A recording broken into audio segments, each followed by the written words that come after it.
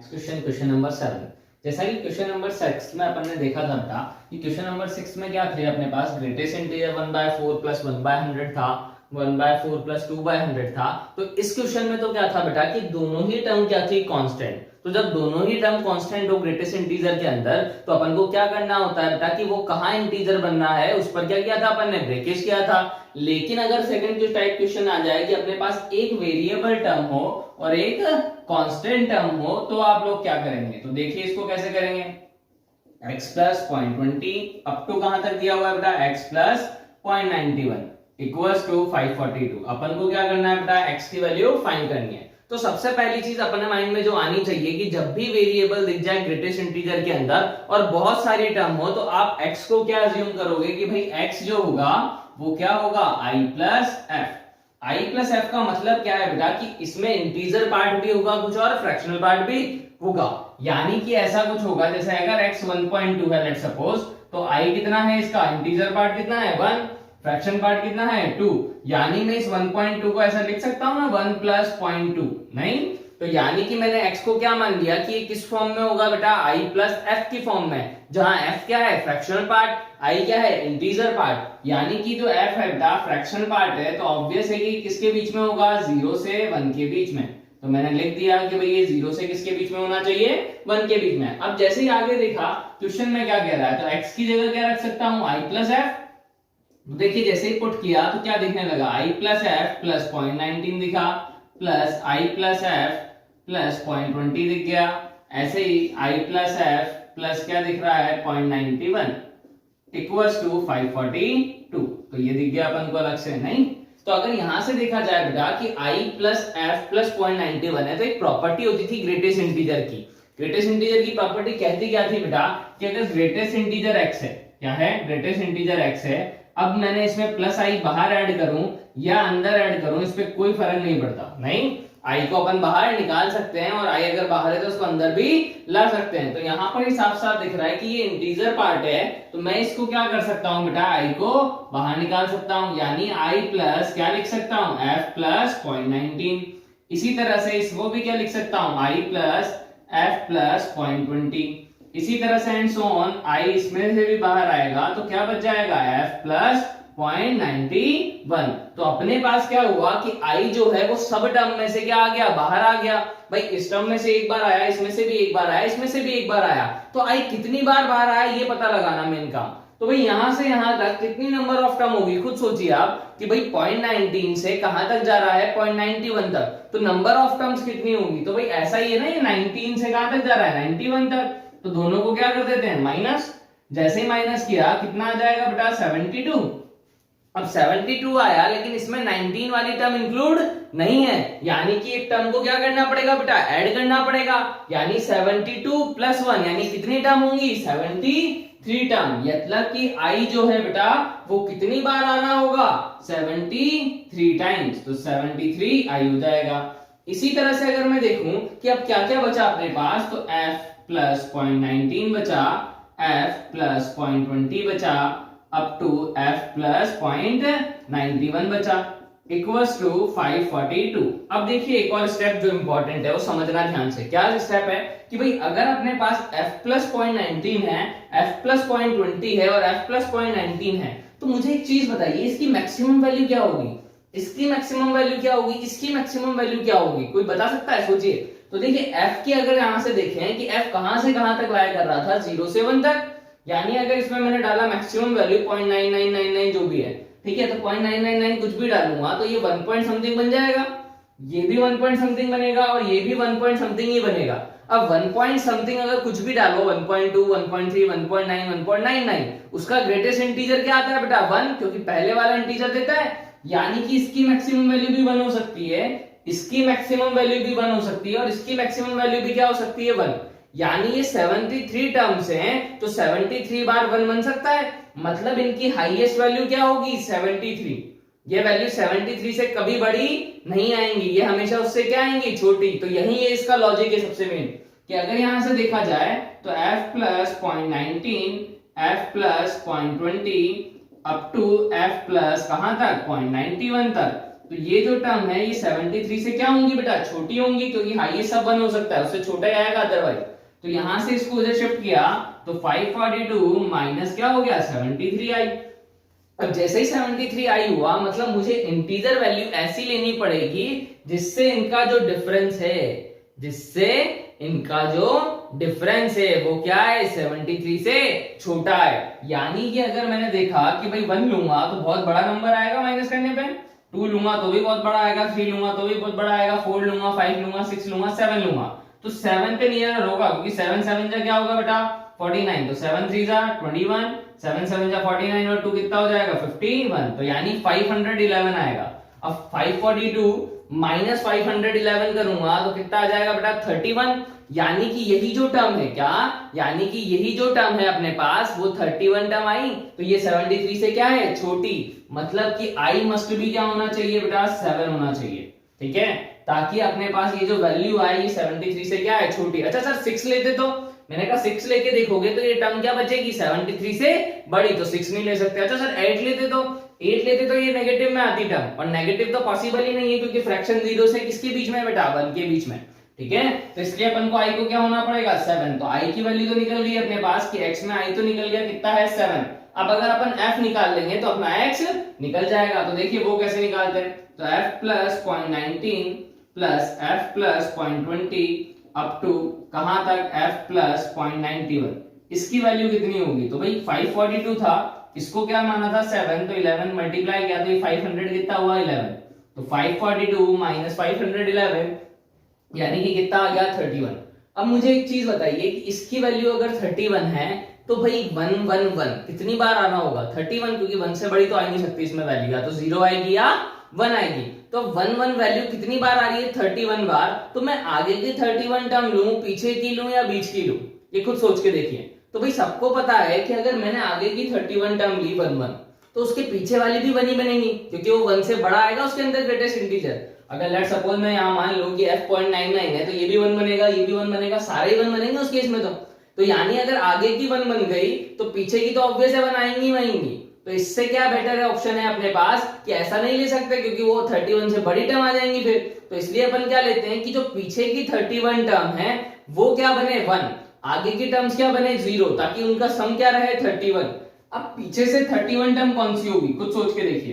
तो अगर मैं f प्लस क्या लिख दूं बेटा पॉइंट, अगर देखा 61, क्या लिख रहा हूं f प्लस 0.61, ठीक है। इसके पहले क्या आएगा f प्लस 0.60, उसके पहले क्या आएगा 0.49 अप टू कहां तक f प्लस 0.19। क्यों लिख रहा हूं उसका रीजन बताता हूं। देखिए भाई 91 है, क्या है अपन को चाहिए 31, क्या चाहिए 31, तो 91 माइनस 31 करूंगा तो 60 आएगा, क्या आएगा 91 माइनस 31 करूंगा तो क्या आएगा अपने पास 61। लेकिन अपने पास देखा कि भाई 60 वाली टर्म क्या होगी उसमें इंक्लूड होगी नहीं होगी, तो अपन को तो इंक्लूड करनी है, तो एक टर्म क्या लेनी पड़ेगी कम, यानी कि अपने पास 61 से लेके किससे 61 से लेके 91 तक टोटल नंबर ऑफ टर्म कितनी होगी 31, क्योंकि दोनों को माइनस करने पे क्या आएगा बेटा 30 और 61 उसमें इंक्लूड नहीं होगा, तो एक टर्म ज्यादा होगी, यानी 61 से 91 तक कितनी नंबर ऑफ टर्म होगी बेटा, ऑब्वियस है यहां से यहां तक कितनी टर्म है 31, यानी कि यहां से 1 बनना स्टार्ट होना चाहिए, इसके पहले वाले सारे क्या होने चाहिए 0 होने चाहिए, यानी कि f प्लस 0.61 क्या बनना चाहिए बेटा 1, यानी f कितना होना चाहिए 1 माइनस 0.61 यानी कि 0.39। अगर 0.39 आ गया तो अपने पास क्या होगा वैल्यू की f की वैल्यू जैसे ही 0.39 रखूंगा ये भी 1, ये भी 1, ये भी 1, इसके पहले वाले सारे क्या हो जाएंगे 0, यानी कि आंसर क्या आ जाएगा अपने पास 31, यानी x की वैल्यू अगर पूछी जाए तो क्या होगा i प्लस f, यानी 7 प्लस 0.39 यानी 7.39। तो बहुत ही अच्छा लॉजिक था इस क्वेश्चन का, आई होप समझ में आया हो। अगर जिसको नहीं आया समझ में तो एक बार वीडियो रिवाइंड करके वापस से देख लीजिए, ठीक है। तो काफी अच्छा लेवल का क्वेश्चन था। देखते हैं आगे नेक्स्ट क्वेश्चन।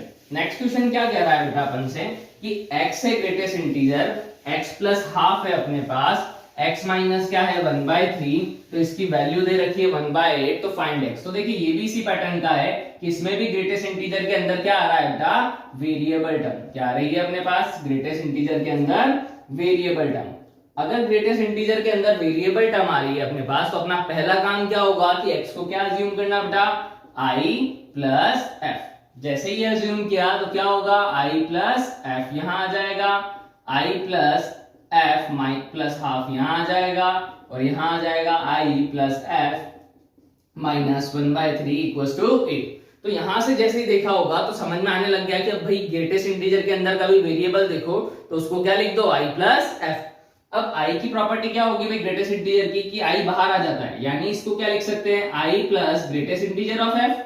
इसको भी क्या लिख सकते हैं, आई बाहर एफ प्लस हाफ। इसी तरह से इसको क्या लिख सकते हैं, I plus F minus 1/3 equal to 8। तो यहां से जैसे ही देखेंगे बेटा आई प्लस आई कितना होगा, 3i प्लस क्या होगा, F plus half plus F minus 1/3, ये आ गया अपने पास जैसे ही वैल्यू।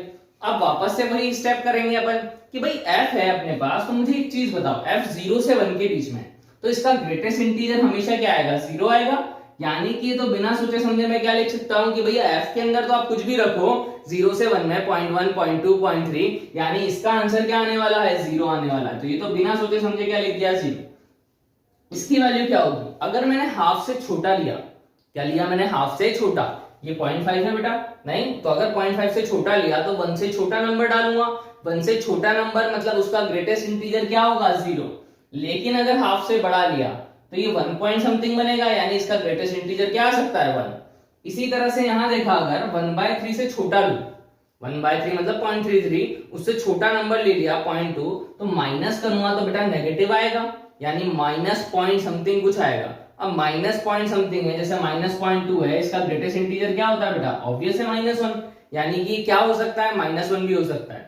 और 1/3 लिया अगर तो 0 आएगा, 1/3 से बड़ा लिया नहीं तो क्या आएगा अपने पास, 1/3 से बड़ा लिया तो भी क्या आ जाएगा, 0, क्योंकि 1/3 से पॉइंट समथिंग आएगा, उसका ग्रेटेस्ट इंटीजर भी क्या होगा, 0 होगा। यानी कि अगर यहाँ पे अपन देखें तो यहाँ अपन को क्या करना पड़ेगा, केसेस बनाने पड़ेंगे, क्योंकि यहाँ माइनस वैल्यू भी आ रही है बेटा, यहाँ प्लस वैल्यू नहीं है, डायरेक्ट नहीं कर सकता क्योंकि इसमें नेगेटिव वैल्यू भी आ रही है अपने पास। तो मैं क्या करता हूँ, केस बनाता हूँ। कैसे कि अपने पास इक्वेशन क्या हो चुकी है, 3i plus F plus half plus F minus 1/3 equals to 8। तो पहला केस क्या लिया बेटा, 1/2 बड़ा है या 1/3 बड़ा है, तो ऑब्वियस है यहाँ पे 1/2 है 0.5, 1/2 का मतलब है 0.5, 1/3 का मतलब क्या है 0.333, नहीं तो पहला केस क्या ले रहा हूं मैं कि जो f है वो 0 से बड़ा नहीं, लेकिन 1/3 से क्या है छोटा। जैसे ये केस लिया बेटा तो क्या होगा देखना, 3i तो एज इट इज, अगर यहाँ 0 से 0.33 में डालूंगा तो ये 0.88 आएगा हाईएस्ट, 0.88 का भी ग्रेटेस्ट इंटीजर क्या होगा, 0, तो ये तो 0 हो गया।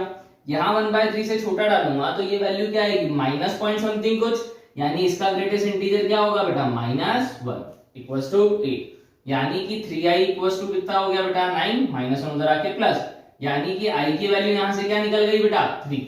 यानी कि अगर f 0 से 1/3 के बीच में है तो i की वैल्यू क्या आ जाएगी, 3 आ जाएगी।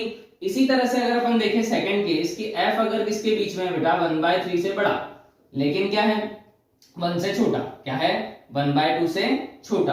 तो अगर 1/2 से छोटा लिया तो बेटा ये वैल्यू क्या बनेगी, सोच के देखना, 3i प्लस 1/2 से छोटा ले रहा हूं तो पॉइंट समथिंग आएगा, यानी कि इसका ग्रेटेस्ट इंटीजर अभी भी 0। यहाँ 1/3 से तो बड़ा है तो ये भी पॉइंट समथिंग आएगा, तो इसका भी 0 इक्वल्स टू 8। तो i की वैल्यू कितनी आई, 8/3। अब 8/3 क्या इंटीजर होता है क्या, नहीं होता, यानी कि ये वैल्यू पॉसिबल नहीं होगी।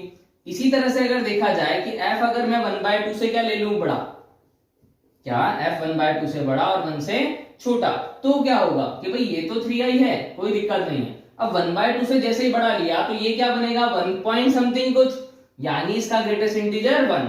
यहां अगर देखा 1 भी लेता हूं तो 1 माइनस 1/3 मतलब पॉइंट समथिंग ही बचेगा, तो पॉइंट समथिंग का ग्रेटेस्ट इंटीजर क्या होगा बेटा, 0 इक्वल्स टू क्या होगा 8, यानी कि 3i इक्वल टू कितना 7, i इक्वल्स टू 7/3। तो अब मुझे साफ साफ पता लग रहा है कि भाई i यहाँ भी इंटीजर नहीं आ रहा, यहाँ भी इंटीजर नहीं आ रहा, तो ये दोनों केस तो क्या हो गए बेकार। यानी कि अगर अपन को आंसर निकालना है तो क्या कर सकता हूं कि भाई x क्या था बेटा, i प्लस f, यही था। तो f कहां से कहां तक है, 0 से 1/3। तो मैंने देखा कि अगर f 0 से कहां तक था, 1/3 तक, दोनों तरफ i ऐड कर दूं तो ये i से कहां तक होगा, i plus f, i plus 1/3 तक। i की वैल्यू कितनी आई है बेटा इस केस में, 3 आई है, यानी कि मैं क्या लिख सकता हूं, 3 से कहां तक, i प्लस f को x बोल देते हैं, यहाँ 3 डालेंगे तो 3 3 9 प्लस 1 यानी 10/3। तो x का सॉल्यूशन क्या आ गया 3 से 10/3 कि अगर 3 से 10/3 के बीच में आप कोई भी नंबर डाला जाएगा तो ये वैल्यू को क्या करेगा सेटिस्फाई। अब इसी में वो क्या बोलेगा अपन से कि भाई अपने पास कितने नंबर ऑफ सॉल्यूशन होंगे, तो यहाँ का आंसर क्या आएगा इनफाइनाइट सॉल्यूशन। क्या होंगे, अगर बोल देगा भाई a से b तक सॉल्यूशन है तो a प्लस बी फाइंड करो, तो a प्लस बी भी फाइंड अपन कर पाएंगे। तो इसमें डिफरेंट डिफरेंट टाइप से पूछ सकता है, लेकिन मेथड यही रहेगा। ठीक है, तो आगे से बढ़ते हैं बेटा क्वेश्चन नंबर 9 पे। तो ये दोनों ही क्वेश्चन क्या थे, वेरिएबल जब ग्रेटेस्ट इंटीजर के आ जाए तो बच्चे ज्यादातर इसमें ही कंफ्यूजन होता है कि भाई जब कांस्टेंट है तब तो वो ब्रेकेज कर पाते हैं, लेकिन अगर वेरिएबल हो गए तो ब्रेकेज नहीं कर पाएंगे। देखिए क्वेश्चन नंबर 9, क्वेश्चन नंबर 9 पे अच्छा पैटर्न का क्वेश्चन है। रूट में क्या है बेटा, अपने पास n स्क्वायर प्लस लैम्डा दिया हुआ है का greatest integer n square plus 1 का रूट है, ठीक है, प्लस का 2 है। तो यहाँ एक लॉजिक समझना बेटा, क्या लॉजिक है कि अगर मैंने देखा n स्क्वायर क्या है n स्क्वायर, इसका रूट क्या होगा, ऑब्वियस है n ही आएगा, मॉड का नहीं, पॉजिटिव नेगेटिव है तो पॉजिटिव इंटीजर ही आएगा। तो यहाँ पर ये लिख लेना कि भाई n क्या दिया हुआ है पॉजिटिव इंटीजर, ये नेगेटिव नहीं दिया हुआ है। यहाँ लिख देता हूं, यहाँ पे n क्या है बेटा नेचुरल नंबर, कुछ भी हो सकता है इंटीजर, ठीक है बेटा।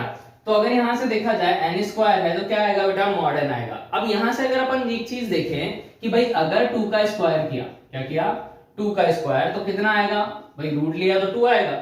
अब मुझे एक चीज बता दो कि भाई 2 का स्क्वायर प्लस 1 करूंगा तो कितना आएगा, रूट 5, ऑब्वियस है, अभी तो नहीं निकाल पाओगे। तो रूट 5 जो आएगा वो भी 2 पॉइंट समथिंग कुछ आएगा, ऑब्वियस है, 2.1 आया, 2.2 आया, 2.3 आया, 2.2 से कुछ ज्यादा आएगा, तो ऐसा कुछ आएगा ये। अब ये 2.2 कुछ आया, आगे भी बढ़ चलता जाएगा। तो अगर इसका ग्रेटेस्ट इंटीजर निकाले बेटा तो 2 का ग्रेटेस्ट इंटीजर कितना आएगा 2, इसका ग्रेटेस्ट इंटीजर निकालूंगा 2.2 का, तब भी क्या आएगा बेटा, ऑब्वियस है 2 ही आएगा नहीं। तो इससे क्या पता लग रहा है कि भाई n स्क्वायर प्लस 1 का ग्रेटेस्ट इंटीजर निकालो रूट में, या n स्क्वायर का ग्रेटेस्ट इंटीजर निकालो, वो हमेशा क्या आने वाला है सेम। तो यही इंपॉर्टेंट चीज थी कि भाई अगर मैं ग्रेटेस्ट इंटीजर है रूट में n स्क्वायर प्लस 1 लिखूं या मैं ग्रेटेस्ट इंटीजर रूट में n स्क्वायर लिखूं, कोई फर्क नहीं पड़ेगा। रूट में n स्क्वायर का मतलब क्या है n, यानी कि मैं ग्रेटेस्ट इंटीजर ऑफ n लिख दूं या ग्रेटेस्ट इंटीजर ऑफ रूट में n स्क्वायर प्लस 1 लिखूं तो कोई फर्क नहीं पड़ेगा। तो यही इंपॉर्टेंट चीज थी कि भाई यहाँ पर ग्रेटेस्ट इंटीजर में क्या होगा, इंटीजर वैल्यू तो देगा, तो आप 2.2 डालो, 2.3 डालो, 2.4 डालो, हमेशा 2 आएगा। यानी कि आप इस टर्म को डायरेक्ट क्या लिख सकते हैं, ग्रेटेस्ट इंटीजर ऑफ n।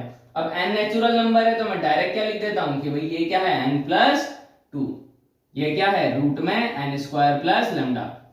अच्छा सर तो इसमें भी लिख दो आप, तो फिर लैम्डा है, तो मैंने कहा लैम्डा नहीं पता भाई, वहां तो सिर्फ 1 का गैप था, लैम्डा 9 हो गया तो बहुत बड़ा नंबर हो जाएगा, 20 हो गया तो और बड़ा नंबर हो जाएगा, तो फिर चेंज हो जाएंगे, तो यहां नहीं लिख सकता।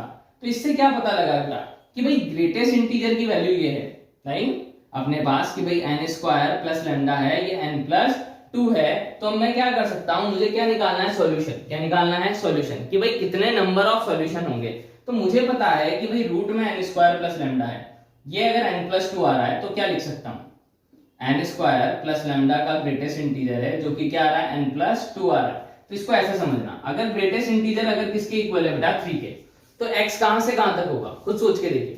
तो x कहां से कहां तक होता है, जब 3 डाला जाएगा या 3 प्लस 1 4 डाला जाएगा, उनके बीच में अगर कोई नंबर डालूंगा तभी पॉसिबल होगा।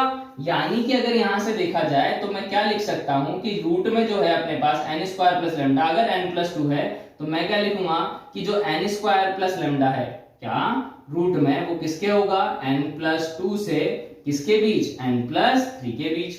आई होप समझ में आया हो ये। तो जैसे ये लिखा आप दोनों तरफ स्क्वायर कर दें तो n स्क्वायर आएगा प्लस 4n आएगा प्लस 4 a प्लस b का होल स्क्वायर। इसी तरह से अगर इसका करूं तो a square plus 2ab plus b square, root में क्या था n स्क्वायर प्लस लैम्डा, तो यहां से ये n स्क्वायर प्लस लैम्डा हो जाएगा।